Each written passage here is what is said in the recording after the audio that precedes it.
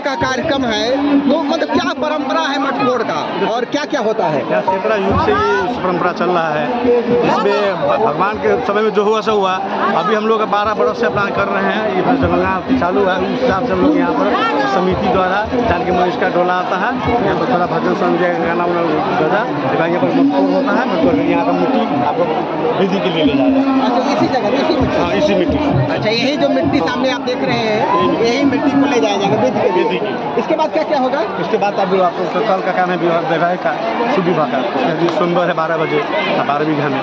वहाँ पर दोनों राम मंदिर का डोला और जानकी मंदिर का डोला आता है। बारात कब होगा? बारात कब निकलेगा? बारात 12 बजे जितना दिन में। अच्छा, जानकी मंदिर का पहले पहुँचा रहता है। राम मंदिर का जाता है। राम मंदिर का डोला पहुँचने के बाद जानकी माता का डोला राम मंदिर के डोला को परिक्रमा करता है। स्वयंवर 5 बार घूमता है। इसके बाद राम का डोला आगे गया, जानकी मंदिर का डोला पीछे पीछे। तो आपको 12 बीघा से निकल के रामानंद चौक, किरारी चौक, भानु चौक, इसके बाद शिव चौक, जनक चौक होते हुए दोनों पट्टी घूम के आप फिर मंदिर में जाकर राम जानकी मंदिर पहुँच कर भगवान को विवाह होगा?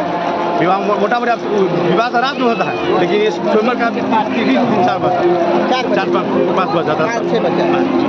देखिए